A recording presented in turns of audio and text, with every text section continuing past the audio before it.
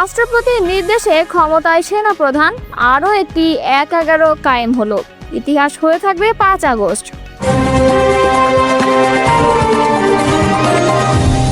ইউনূসের জুলাই সনদ প্রত্যাখ্যান করে বিভিন্ন জেলা শহরে ছাত্রলীগের মিছিল, লক্ষ লক্ষ জনতার ঢল। তারেক রহমান বলেছেন ১৯৭১-এ স্বাধীনতা অর্জনের ছিল এবং ২০২৪ হচ্ছে তা রক্ষা করার।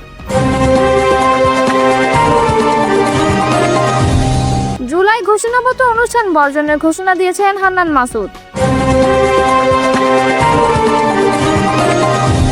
জামায়াতের কড়া সমালোচনায় হেফাজতে আমির।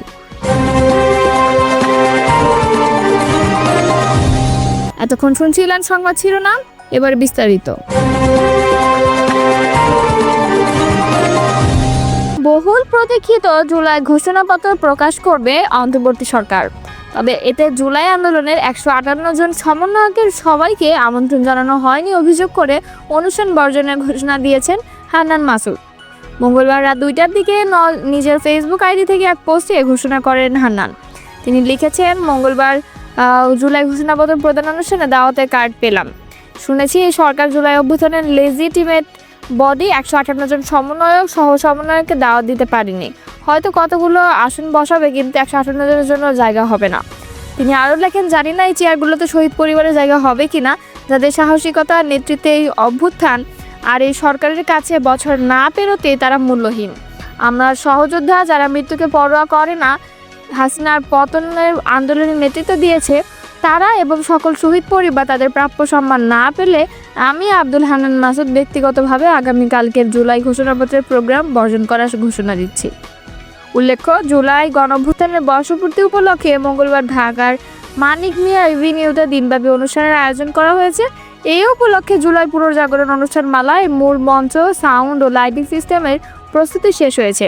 এছাড়া অনুষ্ঠানস্থল এবং আশেপাশের এলাকায় নিরাপত্তা জোরদার করা হয়েছে। আজ ৫ আগস্ট দেশের রাজনৈতিক ইতিহাসে একটি স্মরণীয় দিন।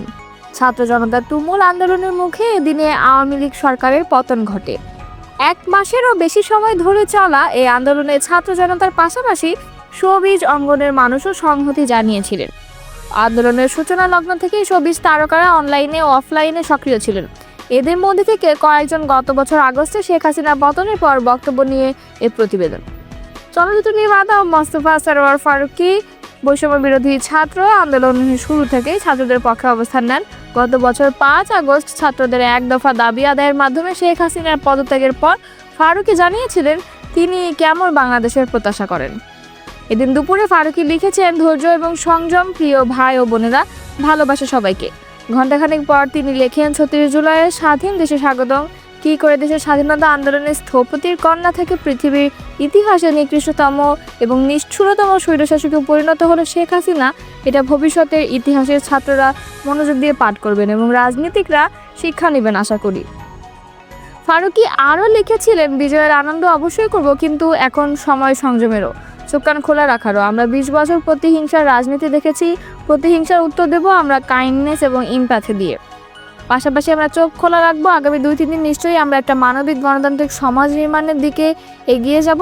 Lastly, salute to Bangladeshi youth and people from all works, together we stand all. Sheikh হাসিনার পতনের পর চিত্রনায়িকা পরীমণি সংযত ও দায়িত্ববান হওয়ার আহ্বান জানিয়েছিলেন সবাইকে। বৈষম্য বিরোধী ছাত্র আন্দোলনের সঙ্গে সেই শুরু থেকেই ছিলেন এই ঢালিউড তারকা। ছাত্র জনতার এক দফা দাবি পূরণ হওয়ার পর বিক্ষুব্ধ মানুষকে শান্ত থাকার আহ্বান জানিয়েছেন এই অভিনেত্রী। সেদিন বিকেলে পরীমণি ফেসবুকে লিখেছিলেন, শান্তি চাই, লুটপাট, থানা আক্রমণ, প্রতিহিংসা চাই না। আমরা সংযত হই, দায়িত্ববান হই, প্রিয় বাংলাদেশে আর রক্তপাত চাই না।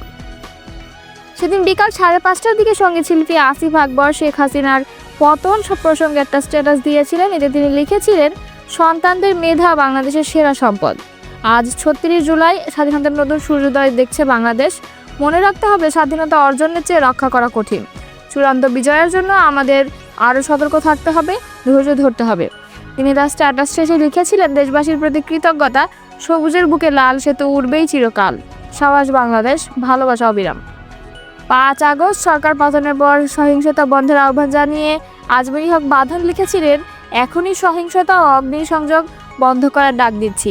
সবাইকে শান্ত থাকার এবং শান্তিপূর্ণভাবে বাড়ি ফিরে যাওয়ার অনুরোধ করছি। আমরা স্বৈরাচারী শাসনের বিরুদ্ধে ছাত্রদের পাশে দাঁড়িয়েছিলাম, কিন্তু বর্তমান সহিংসতা নিন্দনীয় এবং এই বিপ্লব অযৌক্তিক আক্রমণের কারণে কলঙ্কিত হতে দেয়া যাবে না। সবশেষে তিনি লিখেছিলেন, আসুন আমরা একসাথে কি শান্তিপূর্ণ সমাধান এবং উজ্জ্বল ভবিষ্যতের জন্য কাজ করি। দয়া করে বাড়ি ফিরে যান এবং সকল ধরনের প্রতিহিংসা প্রত্যাখ্যান করুন। জামায়াতে ইসলামী বাংলাদেশকে ভণ্ড আখ্যায়িত করে হেফাজতে ইসলাম বাংলাদেশের আমির আল্লামা শাহ মুহিবুল্লাহ বাবুনগরী বলেছেন, জামায়াতে ইসলাম একটি ভণ্ড ইসলামী দল, সহি ইসলামী দল নয়। তারা মদিনার ইসলাম নয়, বরং মওদুদির ইসলাম কায়েম করতে চায়। মওদুদির মতাদর্শ অনুসরণ করলে ঈমান থাকবে না। সোমবার রাতে নাজিরহাট পৌরসভার চৌধুরী সখিনা কমিউনিটি সেন্টারে এক মতবিনিময় সভায় তিনি এসব কথা বলেন। এ সভায় ইসলামী দলগুলোর ঐক্যবদ্ধতার প্রয়োজনীয়তার কথা বললেও জামায়াতের ব্যাপারে কঠোর অবস্থান পুনর্ব্যক্ত করেন হেফাজতের শীর্ষ নেতা। বাবুনগরী বলেছেন, আমরা জামায়াতকে ইসলামী দল মনে করি না।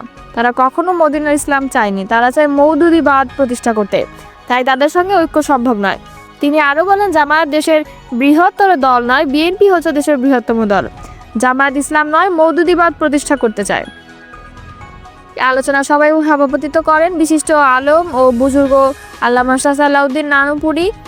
এতে আরও বক্তব্য রাখেন ইহইয়া-উস-সুন্নাহ ফাউন্ডেশনের চেয়ারম্যান মাওলানা শেখ হুসাইন মোহাম্মদ শাহজাহান, মাওলানা আইয়ুব বাবুনগরী, মাওলানা জুনায়েদ বিন জালাল, মাওলানা আবু তালেব। 1971 সাল ছিল স্বাধীনতা অর্জনের যুদ্ধ, আর 2024 সাল ছিল স্বাধীনতা রক্ষার যুদ্ধ। গণ অভ্যুত্থান দিবস উপলক্ষে দেয়া এক ভিডিও বার্তায় বিএনপির ভারপ্রাপ্ত চেয়ারম্যান তারেক রহমান এ কথা বলেছেন। এ সময় যারা কৌশলে ফ্যাসিবাদী শাসনের অন্তর্বর্তী সরকারের তুলনা করতে চায়, তাদের 5 আগস্টের এই দিনটি মনে করে দেন তারেক রহমান। তিনি বলেন, আজ থেকে ঠিক 1 বছর আগে 2024 সালের এই দিনে ফ্যাসিস্ট সরকার বাংলাদেশ ছেড়ে পালিয়েছে, রাহুমুক্ত হয়েছে দেশ। স্বাধীনতা প্রিয়, গণতন্ত্র প্রিয় জনগণের সেজন্য আনন্দের দিনটি বিজয়ের। তারেক রহমান বলেন, 21 শতকের এই বাংলাদেশে পলাতক স্বৈরাচারের এক বিভীষিকাময় রাজত্ব কায়েম করেছিল।